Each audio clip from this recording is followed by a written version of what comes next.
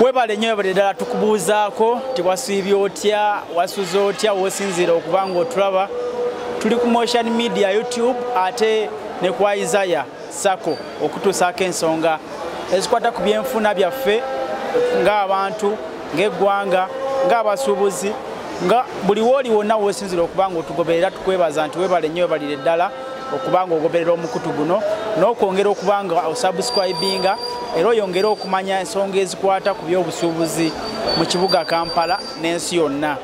Bw'oba tomanyi kutereka kitegeeza embeera egenda kukubeerera nzibu nnyo kubanga buli lw'okola ng'olya buli ng'ogaba bugabi kitegeeza obulamu bwo obw'omu maaso oba tobuteeketekedde. Abakoseddwa abalwazizza abafiiriddwa tubasaasira nti Katonda yekka yagaba byonna era yajjawo. Kale nno katugumye tutambule mu mbeera bwetyo. Omwezi tuli mu Gwakuna gwolekedde okuggwako bw'oba wateekateeka ng'olina bye wateekateeka obitukako omwaka guno nga tolina bwe watuuse naddala mu kutereka kusaasiddeko nti oli mu mbeera nzibu nnyo wandibadde weekwanyakwanya akaseera n'okakwasaganya bulungi. Kale nze omulangira Junju Moses ndi ne muzeeyi wano muzeeyi Isaiah era omutandisi wa Isaiah nze muyita musiga nsimbi gavumenti etiitiibya abavudde eri e Bulaaya naye basonyiwa emisolo nendowooza banka nga zino muzeeyi ezaffe eza wansi gavumenti yandibadde eyinako engeri gyezikwasaganyizaako okulaba nga zitumbukira ddala kubanga oyambira ddala omuntu oli owa wansi. Kale muzeeyi babuuze kale tutandike se. Mwena abantu ba Katonda abali ku ddoboozi lya Isaiah mwena mbalamusiza mu linnya lya Yesu. Mwena mbaagala mbaagaliza enkulaakulana kuba Katonda tayagala muntu mwavu ayagala kulanga buli muntu ali bulungi. Ekyo mwena mbalamusiza era mwena mbaagaliza enkulaakulana n'okulaba nti buli kyokola kikutwala mu maaso. Katonda bakuume era bawe omukisa. Tweyanzanye muzeeyi. Muzeeyi olwaliro tugenda tutambula ne topiki zaffe abatulaba tugenda tutambula ne topiki zaffe 3.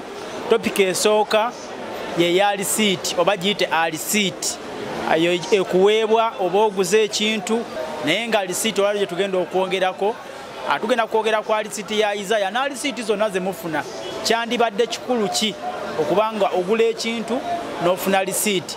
Muzeeyi tutandikire kwa receipt ya Isaiah. Ekisooka efaanana etya bwe tubeereyo mu field nga mpadde omwana ssente manya ntya nti eno receipt namu eno si namu. Bakalyansi bange mwenna njagala kubakubiriza n'okubawa amagezi n'okuwabula ensonga gye tulimu gye biyita banking si yakusaaga. Ensonga y'oku bankinga oba kutereka ssente zo si kya lusaagosaago oba olina kubeera serious nakyo.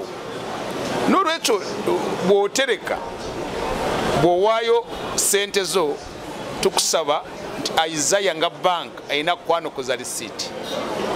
Eyo receipt ayina kuba ng'eriko erinnya yo, erina kuba ng'eriko date y'olunaku olwo, erina kuba ng'eriko ssente z'otuwadde era erina kuba eriko omwana oyo yenna kukozeeko erinnya ye ekikakasa nti g'owadde ssente. Naye tufunye obuzibu ng'omuntu ajja kukereyiminga nga talina receipt. Nze omwana tiyampa receipt, nze omwana mbadde mwesiga, nze omwana mbadde manyi nti ssente yazireese. Ebyo tibikola mu banka. Teri banka ewuliriza bigambo, buli banka yonna eyagala bukakafu.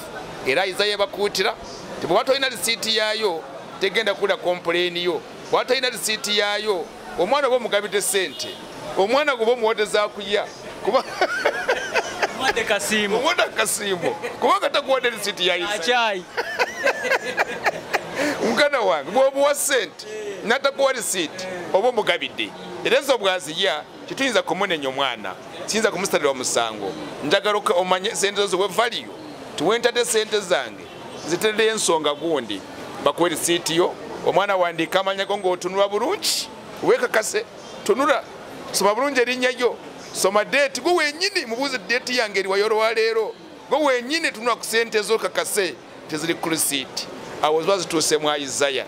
Naye ebyo bw'oto bigoberedde ssente zo nkukakasa oba ozigabyeyo mu maaso g'oyo omwana gw'olaba naye muntu naye akemegwa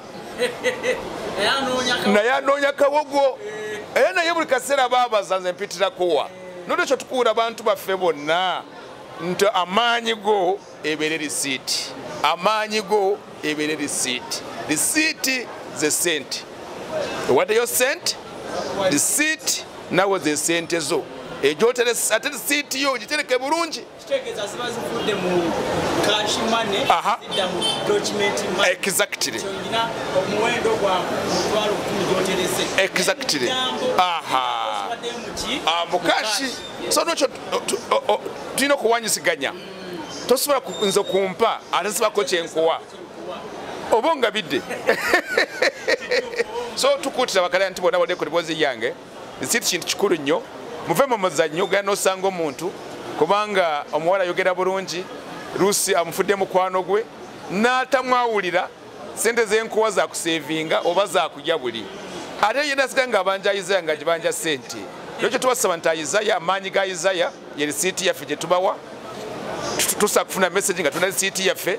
Ekyo tukuutira abantu risiiti zaffe kuzikuuma obulungi kulaba nti buli gwe wawa ensobe yonna otuleetera risiiti naawe okwetaasa okutulaga ddala nti gyo wasevinze olina kuba ng'oyina risiiti.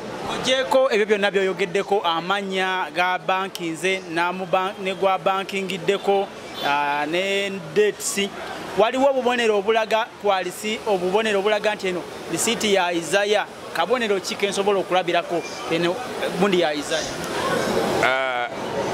Risiiti yaffe omwana eri mu mannya ga Isaya, eriko kigamba Isaya, olina kuba ng'okiraba. Risiiti yaffe olina kuba nga eriko erinnya yo. Ku risiiti yaffe erina kuba ng'omwana awandiseeko erinnya yo. Risiiti yaffe erina kuba ng'eriko deeti y'olunaku olwo. Era risiiti yaffe erina kuba ng'eriko sente ezo zennyini z'omuwadde. Eyo risiiti yaffe ejjudde liino omwana waffe agisayininge. Eyo gye biyita risiiti ya Isaya. Eriko akabonero konna akalaga tugambe waliwo kenda bantu omukono gwekutte bwe guti. Akabonero kafa kasooka ku risiiti yaffe y'erinnya lyaffe ye headline Isaya Sacco 43:18. Bw'oba tokikalabyeko eyo tebeera yaffe, y'abantu abeenoonyeza ebeera y'abantu abeenoonyeza ebyabwe. Naye ng'ensonga enkulu erimu ekyo kwe kulaba nti buli gw'owaayo sente ku mwana yambadde yunifoomu ya Isaya alina kukwanukuza risiiti. So abantu abasinga beesiga abaana okusinga kampuni n'osanga omwana ye gwatunuulidde kasita n'azimuwadde, kasita n'azimutedde n'obwoziteeka ku simu. Tulina bakayanta bangi basevingira ku simu. Bw'osevingira ku simu kkiriza olunaku lw'enkya akwanukuza risiiti, oba mugambe nti tukube ekifaananyi ginteeka ku WhatsApp yange. Lwana kulaba nti buli kyokoze kyonna ofuna risiiti. Nze ntera bankinga ne mami ku online ku simu naye era message ngifuna. N'obwanga obankize ku online tukusaba musabe risiiti. Kubanga bw'oba olina WhatsApp namba n'ogituwa tugikuba eno ekifaananyi ntugikusindiikira then n'obeera safe. Kubanga eno odiringa ne management. Odiringa ne management. Kati wali wadirinze n'omuntu. Ekikulaga nti odirinze ne management ye risiiti yaffe. So bw'oba togiyine oba wadirinze n'omuntu singa kukola ensobi yonna titugenda kugiyingiramu nga management. Risiiti zino tuziteresa tutya muzeeyi kubanga tuyinza okuba nga tulina we tuziteeka oba amazzi oba ki ne zibula, tusobola zitereka tutya obulungi naddala ku nsonga gyeyogeddeko bwe naaba nnyina kyenkleiminga nsobola okujja ne gamba nti risiiti yiino oba nziterese ntya?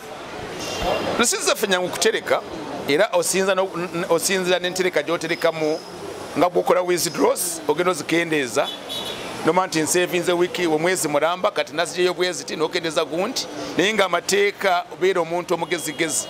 Omuntu omugezigezi yalwanira ekikye, omuntu omugezigezi alina kulwanira ekikye, ompadde sente. Ebyo byonna laba nti ofuna risiiti, ofuna nga bw'otereka risiiti kubanga nyangu. Risiiti yaffe nyangu, si kintu kinene tikikaluba. Ojja emitwalo ebiri ne risiiti ejaawo. Ontegera bulungi mukama wange. So tulina okusaayo okufaayo. Tuleme kwesiga abakozi ba Isaya okusinga Isaya. Kampuni risiiti ate omukozi muntu. So lwaki odiringa n'omuntu niweerabira kampuni gy'olimu? Ate omuntu bw'akusobya ate n'onenya kampuni. So kati eno message etegeeza bakalayanti bange bonna nti obwesigwa bwabwe bwonna bubeeremu Isaya. Buve ku muntu. Omuntu oyo bw'omuwa sente akuwe risiiti. Wa risiiti kitegeeza bwe bugagga bwo ze sente zo z'oterese mu Isaya. Okay, muzeeyi ekirala tulabyeko abantu bangi ne bwe tudda mu bulamu obwa bulijjo lisiiti eno erina wengasiza nga ntuuse ku kubalirira sente zensaasaanyiza ne zenterese n'ebintu byenguze lisiiti eno erina ekyamakulu ekyenjawulo mu bulamu. Ebintu byonna ekintu ky'obuvunaanyizibwa kibaako ekiwandiiko era buli kyokola kyonna tukuttira abantu baffe bawulira eddoboozi lyange n'obuba ng'olina kyogula olina kuba lisiiti yakyo. Olaba oba ogula buguzi simu yokka bakukuutta nti beera ne lisiiti bw'oba togiyina oba oguze empewo ate kati banka. So buli banka yonna bwe wabaawo ensobi yonna mu banking statement yo ekikutaasa ye lisiiti kubanga jjukira omwana yakusanze mu field banka tiyabaddeyo even no counter wenyini kkiriza ssente z'otadde bakuba lisiiti kuba geemaanyi go n'ekyo lisiiti geemaanyi ga ssente zo ze ssente zo lisiiti ze ssente zo lisiiti bwe kubankingako kyekiraga nti otadde ssente mu Isaiah oba togitutte oba ku counter oba mu field ssente zo oba ozigabidde oyo akukozeeko.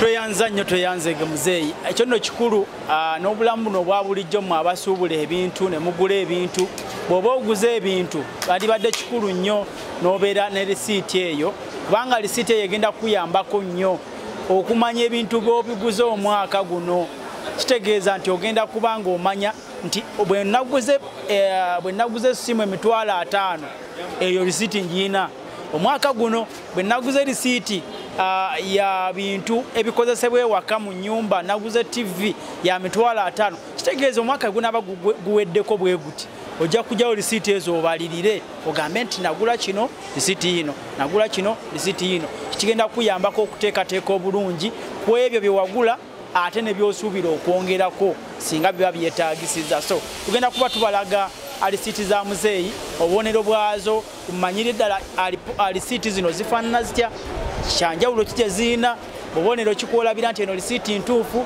nga tuggyeko biri ebyokubuulira amannya n'obubonero obulala n'omwana gwobankinze naye naawe abankinze sente mmeka. So tugenda kuba tukulaga ebifaananyi ebyo olabire ddala obubonero obukulu obwa Isaiah lisiiti bwefaanana obeere ng'otegeera oleme kubeera eyo omwana omuwadde akasente nga muzeeyi bwagambye n'omwesize ate ng'eno kampuni muzeeyi naye agambye wadde yagitandika naye olina okwesiga kampuni okusinga muzeeyi kubanga kampuni y'amaanyi nnyo okusinga muzeeyi okubikulula yakufuna naye ate ebikwatagana ku ntambuza yaayo yabikwasa ffe abantu kubanga tubitambuza ate n'ebiwandiiko kakitegeeza bw'oba olina ebiwandiiko sobola okudimandinga sente zo ne kati gwonaabanja oti ekintu mazima ddala katulina kalisiiti okitegedde kale katukomaawo akanyomero kano ate tugende ku topika endala egenda okubaamu ebirala bingi kankwemu wano akayimba obeere nga mwanattu obimanya kankomewo.